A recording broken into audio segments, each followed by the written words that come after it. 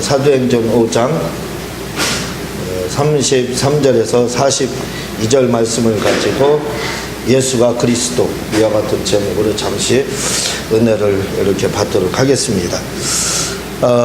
여기에 보게 되면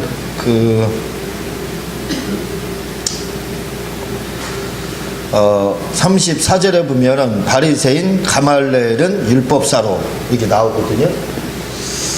이 가말리엘 율법사라고 하는 가말리엘이라고 하는 이분이 사도들이 지금 공회에 불려와서, 이 공회라고 하는 것은 지금으로 말하면 우리나라 국회입니다. 국회로 불러와서 지금 청문회가 열린 거랑 똑같은 거예요. 청문회. 지금식으로 하면 청문회라고 보면 되는 거죠. 그곳에서 위원장이 이 가말리엘이다, 이렇게 보면 될 겁니다. 그래서 이제 왜 예수님의 이름으로 복음을 전하지 말라고 했는데 너희들이 복음을 전하냐? 청문회를 지금 개최하고 있는 거예요. 신문하고 있는 겁니다. 그랬을 때 가말리엘이라는 이 훌륭한 사람이 율법사가 나타나서 그들에 대해서 변호를 해주는 장면이 이렇게 나오고 있는데, 이 가말리엘의 아버지가 누구냐면 시므온이에요. 그의 아버지가 누구냐면 힐렐이라는 유명한 바리새 학파의 시조에 해당하는, 힐렐 학파의 시조에 해당하는 그런 분입니다. 이 힐렐이라고 하는 사람이 우리가 유대인의 탈무드가 나오고 있는데, 유대인의 탈무드에 등장하는 인물 중에 가장 훌륭한 인물 중에 하나가 누구냐? 바로 힐렐입니다. 이 힐렐 때문에 탈무드가 사실 시작이 된 거예요. 그러니까 얼마나 중요한 인물인지 몰라요. 그의 아들이 누구냐면 시므온, 말씀을 드렸죠. 이 시므온은 누구냐면 예수님이 태어나고 예루살렘에서 40일 후에, 우리가 베들레헴으로 예수님이 태어났을 때 동방 박사들에 의해서 헤로당에 의해서 바로 애굽 땅으로 피하라 해가지고 피했다. 그래서 예수님이 태어나자마자 피했다 하는데, 누가복음에 비교를 하면 피하지 않았습니다. 40일 동안 유대 땅에 있었다는 것이 이렇게 나오고 있어요. 그러니까 그런 동방박사 이야기하고는 약간의 차이가 있어요. 그러니까 바로 이 애굽 땅으로 간 게 아닙니다. 어쨌든 40일 동안 있었고, 그때 예루살렘을 방문하게 돼요. 왜? 정결의식을 거치기 위해서. 남자아이가 태어나면 40일 후에 여인의 정결케 되는 의식을 거칠 때, 그때 예루살렘을 가게 되는데, 그래서 정결의식을 하게 되는데, 그때 예수님을 본 분이 있습니다. 두 분이 나타나는데, 하나는 안 날아가는 여인이고, 또 바로 전에 나타나는 인물이 누구냐면 시므온이라는 그 할아버지가 하나 나타납니다. 그 시므온이 바로 힐렐의 아들이에요. 이 시므온이라는 사람이 나타나서 예수님에 대해서, 앞으로 있을 일에 대해서 이야기를 하게 됩니다. 마리아에게 그 말을 이야기를 하게 되죠. 그리고 성령께서 이 시므온에게 말씀하기를 네가 그리스도를 보기 전에는 죽지 않을 거다 했는데, 딱 보니까 그리스도예요. 그래서 이제는 주님 제가 죽어도 됩니다 해서 이 시므온이 예수님을 보고, 그리고 얼마 후에 죽게 됩니다. 그리고 그의 아들이 누구냐면 바로 가말리엘이라는 사람이에요. 대단한 가문입니다. 보통 가문이 아니에요. 그리고 이 가말리엘의 제자가 누군 줄 아세요? 누굴 것 같아요? 아는 사람한테 천하를 누굴 것 같아요? 바로 그 유명한 사도 바울입니다. 사도 바울이 가말리엘의 제자예요. 제자. 그러니 바울 거슬러 올라가면 엄청난 가문에 속한 사람이 바로 이 가말리엘이라는 사람이에요. 이 가말리엘의 활동했던 시기는 AD 50년입니다. 50년. 그러니까 사도행전 지금 6장이나 5장에 지금 나가고 있는데, 이때는 예수님이 돌아가신 지 한 20년이 지난 후라고 보면 되지. 왜? 이 가말리엘이라는 사람이 활동한 시기가 50년경이니까. 그러니까 지금 50년 정도 됐다, 이렇게 시기적으로 예수님 돌아가신 지 초반에 이렇게 기록이 되어 있기 때문에 잠깐이다, 예수님 부활하신 지 한 3년, 아니 3년이 아니라 몇 개월도 안 됐겠다, 이렇게 생각하는데 그렇지 않습니다. 왜냐하면 힐렐이 활동한 시기가 50년이에요. 50년경에 활동을 했기 때문에 한 20년 정도 이렇게 경과하지 않았나, 이런 생각이 드는데, 이 힐렐의 가말리엘의 아버지인 시몬이라는 사람이 예수님을 그렇게 예루살렘에서 보고 난 다음에 죽게 됩니다. 그러다가 예수님이 사역을 하게 되죠. 33년 동안 사역을 하시다가 죽었다가 살아나요. 부활을 하게 됩니다. 예수님이 부활할 때 마태복음 27장에 보게 되면 땅에 지진이 나고 죽었던 사람이 많이 살아났다고 했어요. 그렇죠. 그 말씀이 나옵니다. 죽었다가 많은 사람이 살아나는데 그 중에 하나 누구냐? 이 시몬이라는 사람이 살아납니다. 그래서 이 시몬이라는 사람이 그때 예수님의 부활을 죽을 때 살아나서 여러 제사장도 만나고 또 누구도 만나고 해서 간증하는 장면이 나오고 있는데 그게 의경에 그대로 기록이 되고 있어요. 그게 역사서입니다. 역사에 그대로 그것이 나오고 있거든요. 어쨌든 여기서 나오는 가말리엘이라는 인물은 굉장히 중요한 인물이라 이거죠. 그래서 사도들의 사실은 목숨을 구하고 있는 부분이 지금 본문 말씀에 이렇게 해당하고 있습니다. 그런데 오늘 말씀의 제목은 예수가 그리스도, 이와 같은 제목이라 이거죠. 그래서 이 가말리엘이라는 사람이 주인공이 오늘의 말씀의 주인공은 아니에요. 그러나 이분의 위치가 상당히 중요하기 때문에 제가 참고로다 이렇게 조금 말씀을 드린 겁니다. 금주, 그리고 지난주죠. 지난주 월요일 날 제가 영화 프루를 보니까 예수는 역사다, 이와 같은 프루가 있더라고요. 그래서 조조 할인 아침 일찍 영화를 보러 갔습니다. 요즘 영화비가 12,000원인가 아마 그럴 거예요. 근데 11,000원인가 2,000원인가 잘 모르겠는데 아침에 보게 되면 6,000원이면 볼 수가 있어요. 그래서 아침에 제가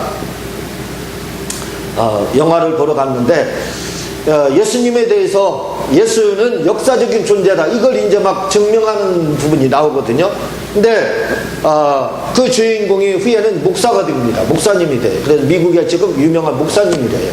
여러 가지 책들을 이렇게 저작을 하고 그리고 어떤 책은 막 1,400만 부가 이렇게 팔렸다, 이렇게 이제 이야기를 하는데, 어쨌든 그분이 처음에는 그 목사님이 예수님을 믿었던 분이 아니에요.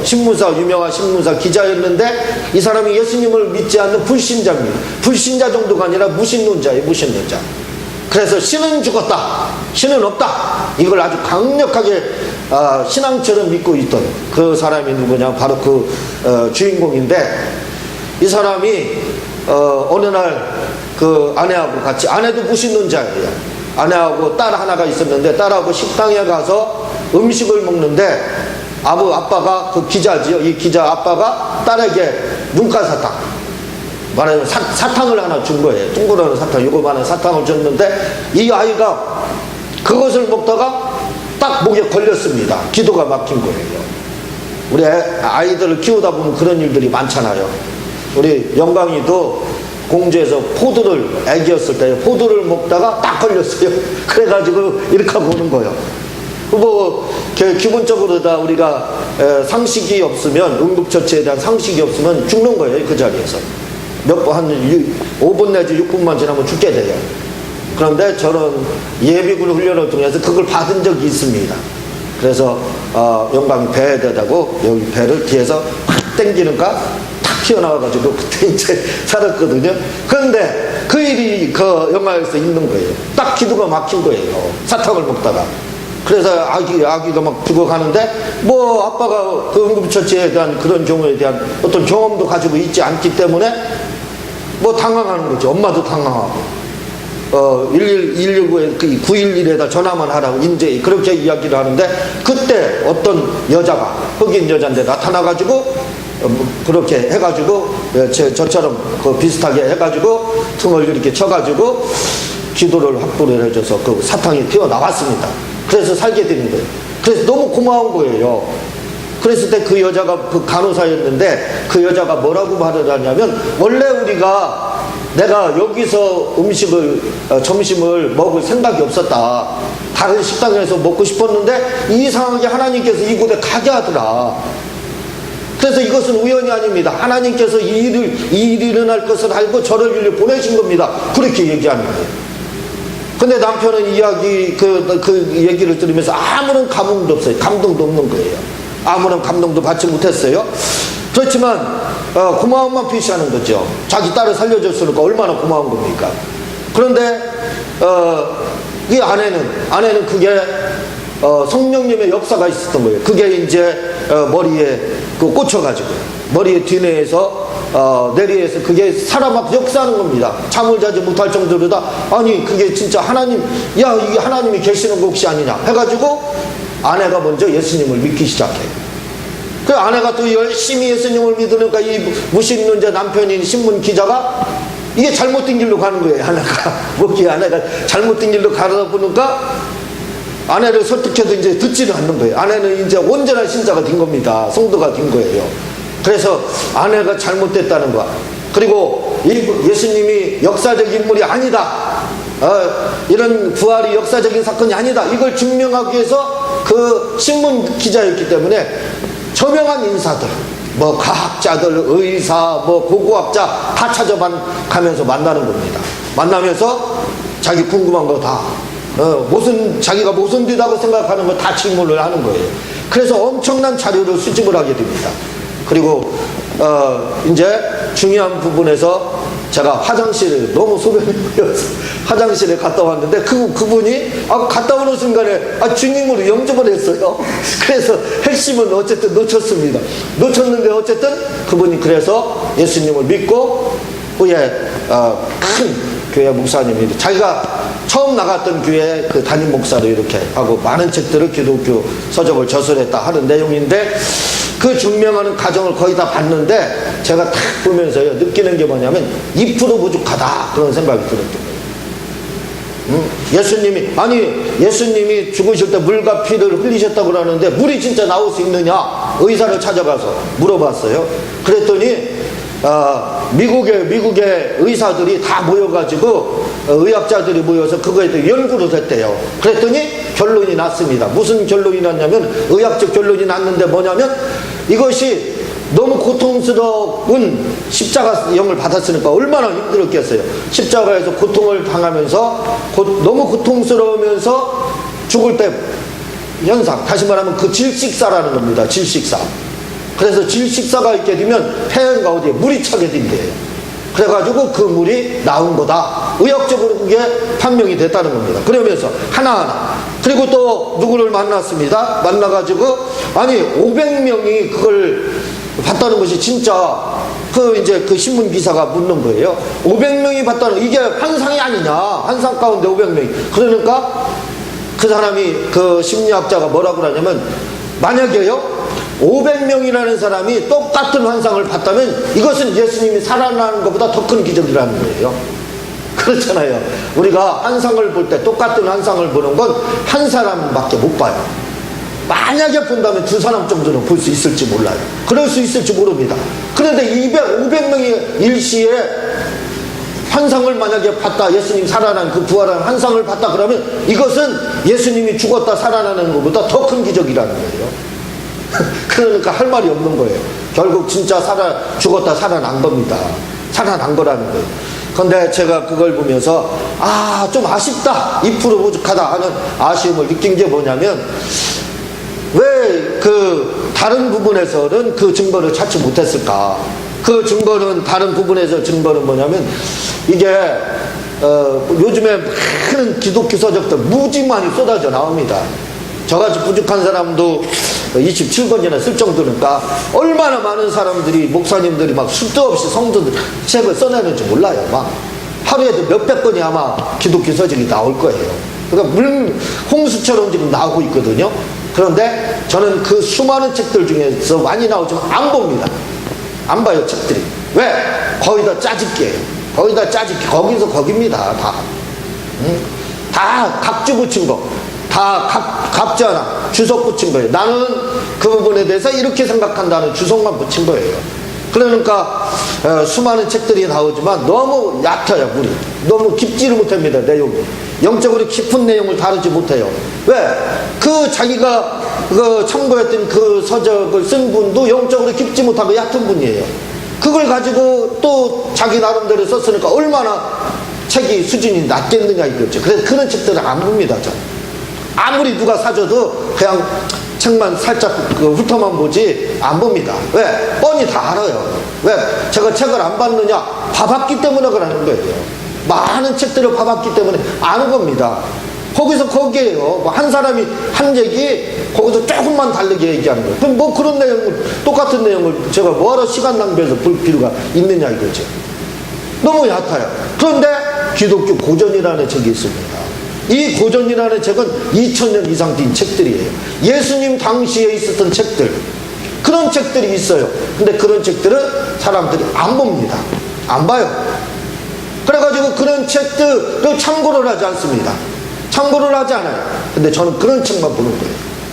기독교 고전 오래된 책들, 참으로 그 호랑이 담배 피던 시절이죠. 우리나라로 시부하면 2000년 막 1000몇 년 된 책들이니까요. 이런 책들을 저는 봅니다. 이런 책들 아니면 상대를 하잖아요. 그러니까 그런 책들에 보면은요, 우리가 지금 이야기하는 이런 부분들이 너무 수준 낮아요. 참 물 위에서, 물이 깊은 물이 있고 얕은 물이 있다면 무릎까지밖에 닿지 않는 곳에서 우리가 수도 없이 논쟁을 하고 그거 가지고 책 가지고 뭐 이렇쿵저렇쿵 이야기, 얼마나 이게 참 가소롭습니까 사실. 좀 깊은 내용을 다루고 깊은 곳에 들어가서 우리가 좀 논하고 거기에 자기 생각을 펼쳐야 되는데 그렇지를 못해요. 왜? 기독교 고전 그 깊은 책들을 보지 않기 때문에 그렇습니다. 근데 예수는 역사라는 그 영화를 다루면서도 그 고전에 대해서는 다루지를 않더라고요. 단지 우리 안에서 다루는 이야기하는 그 논쟁들을 반복하고 있어요. 그걸 과학적으로 증명만 하고 있더라고요. 너무 제가 아쉽다. 이 프로보죠. 내가 만약에 책을 썼으면 이렇게 다루지 않겠다 하는 그런 생각을 가졌습니다. 왜냐하면 예수님에 대한 부분을 이미 예수님 시대에 요세푸스라는 이스라엘 역사가가 내가 많이 읽어드렸잖아요. 예수님이 그리스도다 믿지 않는 요세푸스 유대교인이 그 역사가의 입장에서 예수님에 대해서 딱 밝히고 있습니다. 그 내용 가지고 있어요. 세례 요한과 같은 시기에 이야기하면서 제가 그 얘기를 했기 때문에 여기서 읽어드리지 않아요. 그리고 또 요세비우스의 교회사에 보게 되면 요세비우스 비록 300년 후에 예수님 오신 지 300년의 분이지만 그분은 이 교회사를 기록을 하면서 그냥 기록한 것이 아니라 예수님 시대에 있던 문서, 그때 당시 왕실에 있던 문서들, 그 문서들을 다 종합을 해가지고 그 문서들을 가지고 썼다 이거죠. 그 내용들이 너무나 깊더라 이겁니다. 그래서 그런 내용들, 그래서 요한복음 12장 제가 말씀을 드렸지만 20절에 명절에 예수께 예배하러 올라온 사람 중에 헬라인 몇이 있었는데 이 헬라인, 이 사람이 나오잖아요. 예수님이 예루살렘 입성한 다음에 헬라인이 찾아와서 예수님 만나기를 원하지만 예수님이 거절을 했습니다. 그래서 왜? 편지를 가지고 왔어요. 에데사의 임금 편지를 가져와서 그 편지를 예수님께 전달해주기를, 직접 전달해주기를 원했는데 예수님이 만나기를 원치 않아가지고 제자를 통해서 그 편지를 예수님께 전달을 하고 예수님이 그 편지에 대해서 다시 화답하는 내용들이, 그 내용들이 다 나오고 있습니다. 이것이 그때 당시 궁중문서에 다 있다는 거예요. 그 이런 문서를 가지고 다 증명을 이 문서가 있다는 거예요. 그래서 그 문서를 가지고 증거해서 그 문서를 가지고 책을 기록한 것이 교회사입니다. 교회사 요세비우스. 이런 보물 같은 책들은 하나도 안 봐요. 저명한 학자들이라고 할 때도 이런 책들은 안 봐요. 그냥 지금 우리가 알고 있는 칼빈이라는 그 사람의 거기 안에서만 그냥 막 이야기를 이렇게 저렇게 이야기하는 겁니다. 얼마나 이게 얕은 물이냐 이거죠. 더 깊은 물로 가야 되는데. 그런데 이 교회사에 보면은 이때 명절에 예배로 올라온 사람 중 이 헬라인, 이 특사입니다. 에데사의 임금, 그 임금이 이름이 나와요. 아구바누스라고 하는 이 사람의 그 임금의 그 사람의 이름이 나옵니다. 아구바누스. 그 사람이 보낸 이 헬라인이라고 하는 이 사람의 이름이 나와요. 또 특사의 이름이 나옵니다. 그가 누구냐면 이름이 아나니아예요. 아나니아. 이때 요한복음 12장 20절 명절에 찾아온 이 헬라인 이 특사의 이름이 아나니아 이렇게 나오고 있습니다.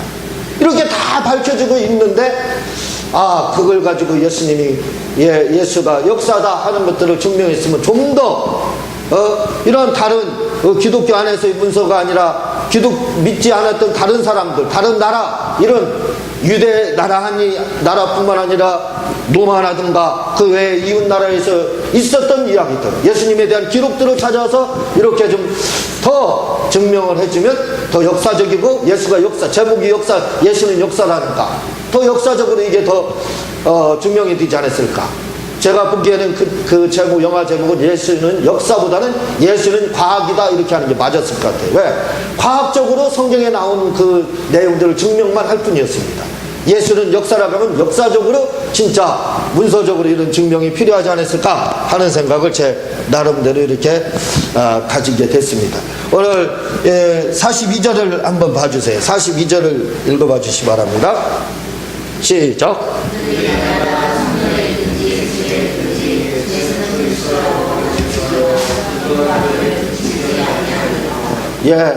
제자들이 예수님의 이름으로 너희들 말하지 말고 아무것도 가르치지 말라 이렇게 얘기하니까 우리는 하나님 말씀을 듣겠다 해가지고 결국 또 가서 막 복음을 전하는 거예요. 그러면서 뭐라고요? 예수가 그리스도라는 것을 제자들을 전도하고 그걸 막 가르치더라 이렇게 나오고 있습니다. 예수가 그리스도라는 거죠. 예수님. 이 그리스도라는 말은 무슨 말이냐면 기름 부음을 받았다 이 말입니다. 그러니까 기름 부음 받은 자는 다 그리스도예요. 구약에 기름 부음 받은 사람들이 많이 있습니다. 왕이나 제사장과 선지자들은 기름 부음을 받았어요. 그러니까 왕들도 이스라엘의 왕들도 있고 유다의 왕들도 있습니다. 한 40여 명 50명 정도 될 거예요. 그러니까 그 왕들이 다 그리스도라는 거예요. 그리고 얼마나 많은 선지자들이 있었습니까? 이사야도 있었고 엘리야도 있었고 모세도 있었고 다 선지자입니다. 이런 선지자들은 다 뭐예요? 그리스도라는 겁니다. 다 그리스도. 왜? 기름 부음을 받았기 때문에. 또 왕도 그렇지만 선지자도 그렇고 제사장들이 얼마나 많아. 아론으로부터 시작된 그 제사장들이 얼마나 많느냐 이거지요. 예수님 시대는 가야바 같은 사람도 제사장이었습니다. 다 제사장은 뭐예요? 기름 부음을 받았어요. 그러니까 다 그리스도입니다. 구약에는 그리스도가 너무나도 많아요. 그래서 기름 부음 받았다 해서 다 그리스도가 아닙니다. 유대인들이 메시아라고 하는 그분을 기다린 분은 누구냐면 그리스도만을 기다린 게 아니에요. 그리스도는 그리스도인데 다른 그리스도입니다. 왜냐하면 왕도 그리스도고 제사장도 그리스도고 선지자도 그리스도였어요 이거죠. 그러니까 많은 사람들이 그리스도였기 때문에 그러면 다 메시아가 될 수밖에 없어요. 그래서 이스라엘 사람들이 메시아를 기다렸는데 메시아를 기다렸다 할 때 이 메시아는 누구냐면 왕과 제사장과 선지자가 기름 부음 받았는데 여러 명, 왕도 수도 없이 많았고 선지자도 수도 없이 많았고 제사장도 수도 없이 많았는데 그들을 말하는 것이 아니라 한 사람이 따로따로가 아니라 따로 국밥이잖아요. 따로 국밥으로 왕, 따로 국밥으로 제사장, 따로 국밥으로 선지자가 그 기름 부음을 받았는데 그게 아니라 한 사람, 한 분이 왕도 되고 선지자도 되고 제사장도 되는 그분을 기다리고 있었어요. 그분, 그렇게. 그러니까 통합해서, 통합왕입니다. 통합 그리스도, 기름 부음을 받은 그분을 기다리고 있었다 이거예요. 그분이 바로 메시아였습니다. 그래서 이스라엘에서 기다리던 메시아는 누구냐면 이게 메시아라는 말을 신약으로 하면 그리스도라는 뜻인데 그 뜻은 기름 부음 받았다는 뜻인데 구약적 개념으로 생각을 해야 됩니다. 누구? 세 가지 직분을 혼자 가지고 있는 분이 바로 그리스도라는 거예요. 근데 예수님은 누굽니까? 그분은 왕이시며 제사장이시며 선지자십니다. 그래서 예수님이 바로 그 세 가지 직분을 유대인들이 기다리는 그 메시아가 되는 겁니다. 세 가지 직분을 가지고 혼자 기름 부음을 받았기 때문에 그래요. 그래서 그분이 바로 예수님이 그리스도라 이거죠. 그래서 우리가 예수를 뭐라고 하냐면 그리스도 이렇게 이야기하는 겁니다. 제가 예수하고 그리스도에 대해서 여러 번 말씀을 드렸기 때문에 자세하게 더 설명을 드리지 않는 거예요. 예수가 그리스도다, 메시아다 그 말입니다. 예수가 구원자다. 제가 그런 말씀입니다. 이렇게 예수님이 구원자이신 것처럼 예수님이 그리스도인 것처럼 그리스도라는 그 말은 직분이라는 뜻이에요. 직분.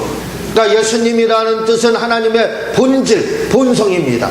그리고 그리스도라는 것은 그의 직분입니다. 기름 부음 받은 그 직분을 말을 하고 있어요. 왕의 직분을 감당하고 선지자의 직분을 감당하고 제사장의 직분을 감당하는 걸 그 직분을 가리켜서 그리스도라고 하는 거예요. 이 직분을 하나로 가지고 오실 분, 그분이 바로 메시아라 이거죠. 그분을 유대인들은 메시아로 기다리고 있었던 거예요. 자, 그래서 예수님께서 그리스도, 다시 말하면 그리스도라는 직분을 가지고 온 것처럼 이 직분을 가지고 그대로 역사하시는 분이 계신데 그분이 바로 성령님이세요. 그래서 요한복음 14장 16절에 보면 내가 아버지께로 보겠으니 그가 또 다른 보혜사를 너희에게 주사 영원토록 너희와 함께 있게 하시리니, 이렇게 이제 이야기를 하시는데 다른 보혜사 이렇게 말을 하고 있습니다. 왜냐하면 예수님도 보혜사이기 때문에, 예수님도 그리스도이기 때문에, 다른 보혜사 성령님도 바로 그리스도이기 때문에, 그래서 다른 보혜사 이렇게 이야기를 하는데, 베드로전서 2장 9절에 보면은 오직 너희는 택하신 족속이요 왕같은 제사장들이요 거룩한 나라, 이렇게 이야기하고 있습니다. 우리를 가리켜서 뭐라고 하냐면 너희는 택하신 족속이요 왕같은 제사장, 왕이며 뭐라고요? 제사장이라는 겁니다. 겸직하고 있다는 거예요. 그러니까 우리에게도 하나님께서 우리에게 남겨진 직분이 있습니다. 그게 뭐냐면 바로 그리스도 직분을 우리에게 남겨줬어요. 그 일을 우리도 감당을 해야 됩니다. 그렇다고 우리가 메시아라는 뜻이 아니에요. 직분을 말하고 있는 겁니다. 그러니까 우리는 왕의 역할을 감당해야 되고, 그래서 예수님의 이름을 가지고 여러분들이 악한 영들에 대해서 나가라, 병을 가지고 온 질병 귀신을 향해서 예수님의 이름으로 떠나가라, 또는 다른 문제가 있을 때 그 문제를 가지고 예수님의 이름으로 떠나가라. 이 뭡니까? 이렇게 선포하는 거. 선포는 왕이 할 수 있는 거예요. 왕의 권한입니다. 그러니까 우리가 예수님의 이름을 가지고 이렇게 선포하는 건 뭐예요? 우리가 왕이라는 뜻이에요.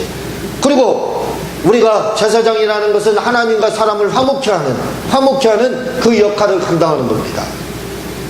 우리를 대신해서, 죄인을 대신해서 하나님 앞에 나가서 참여하는 거예요. 제사를 드려지는 거라 이거죠. 그 일을 하는 것이 제사장입니다. 그러니까 우리가 지금 우리가 제사장이라는 것은 하나님 앞에 나아갈 수 있다 이거죠. 우리가 회개할 때 다른 사람을 대동해 가지고 대신 회개해 주세요, 그게 아니지 않습니까? 하나님 앞에 나가서 직접 우리가 회개하잖아요. 그게 뭐냐면 바로 제사장이라는 뜻이에요. 그러면 선지자는 뭐냐 이거죠. 우리도 그리스도의 직분을 가지고 있다 이거죠. 그러면 그 선지자라는 건 뭐냐 이거죠. 선지자는 복음을 제시하는 자입니다. 길을 인도하잖아요. 하나님의 말씀을, 하나님의 입장에서 말씀을 전하잖아요. 세상을 향해서 책망도 하잖아요. 성도들을 향해서, 그 구약의 성도들을 향해서 책망도 하고 하나님의 계시를 전한, 그게 선지자입니다. 그러니까 지금 우리가 선지자의 역할도 지금 하고 있다 이거죠. 그게 뭐냐면 바로 전도입니다. 그러니까 우리가 전도를 하는 거, 그게 뭐냐면 선지자 역할을 감당하는 거예요. 그 일을 우리가 해야 되는 겁니다. 그래서 예수님이 그리스도의 하나님의 아들이신 그 메시아 되시는 그분이 오셔서 그리스도의 일을 하시다 돌아가시고 그 직분을 가시고 하늘로 가신 게 아니라 그 직분을 성령님께 위임하시고 성령님은 그 직분을 우리에게 위임을 했다 이거죠. 그러니까 우리도 뭐예요? 그리스도의 직분을 감당해야 됩니다. 왕같은 그러한 권세를 사용해야 되고, 그게 직분 감당하는 거고, 그리고 하나님 앞에 담대히 나가서 기도할 수 있는 거, 이게 그 직분을 감당하는 거고, 또 우리가 마음껏 가서 예수 천당 불신주 외치는 거 뭐예요? 이게 전도가 바로 선지자입니다. 이 일을 우리가 감당을 해야 된다 이거죠. 마태복음 27장 16절에 보면은 누가 나오냐면 바라바라는 사람이 나와요. 바라바. 예수님이 잡히시고 죽을 신문 받을 때 빌라도가 바라바를 놓아주랴 예수를 놓아주랴 하니까 사람 군중 심리에 의해서 군중들이 바라바요 했던 그 바라바입니다. 이 바라바라는 사람이 본명이 예수 바라바예요. 예수님과 헷갈릴 것 같아서 마태가 예수라는 이름을 빼고, 예수라는 그 이름을 빼고 바라바라는 이름 만든 거예요. 원래 이름은 예수 바라바입니다. 이 바라바가 의도적으로 뺀 거죠. 예수님과 헷갈릴까봐.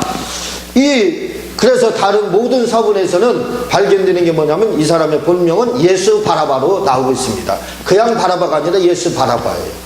그런데 이 바라바가 진짜 예수님 대신 자기 대신 예수님이 죽었잖아요. 이 사람, 우리도 예수님이 우리를 위해서 죽으셨습니다. 이렇게 하잖아요.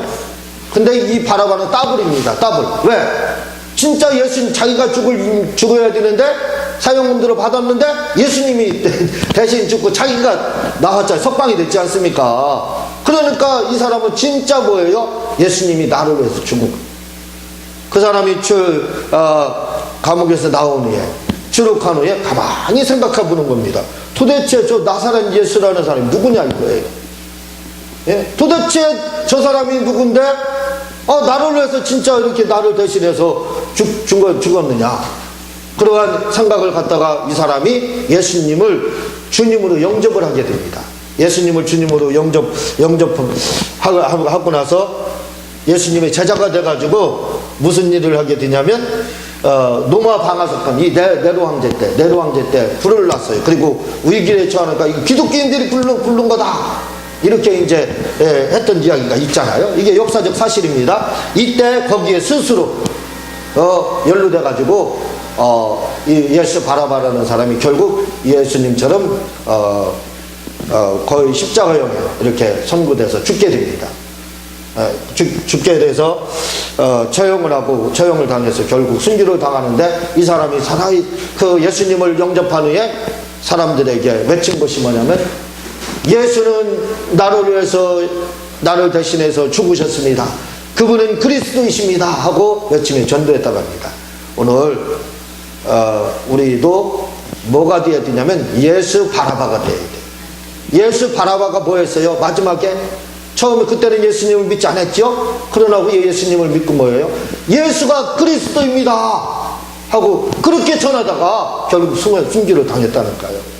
그러니까 우리도 뭐가 되어야 되냐면 예수 바라바가 되어야 됩니다. 그게 뭐예요? 예수가 그리스도다, 그 전해야 돼요. 그런데 예수 바라바만 뒤집어드는 거예요. 바라바가 했던 것처럼 예수가 그리스도다. 제자들이 지금 뭘 전하고 있습니까? 예수가 그리스도하고 전도하고 가르치더라, 그겁니다. 제자들이 한 일, 그 일을 우리가 해야 되는데, 쉽게 말해서 우리 그 말을 예수 바라바가 돼서 하면 된다 이거죠. 바라바가 똑같이 그 일을 했다 이거죠. 제자들처럼 예수가 그리스도입니다 그 말입니다. 이 전도를 할 수 있는 사람은 누구예요? 예수 바라바만 할 수 있어요. 무슨 말이냐면 예수님만 바라보는 사람이 그 일을 할 수 있다 이거죠. 우리 예수님만 바라보는 예수 바라바가 돼서 예수가 그리스도다 하고 전하는 우리 모두가 되시기를 주님의 이름으로 부탁을 드립니다. 이 시간 우리 주여 세 번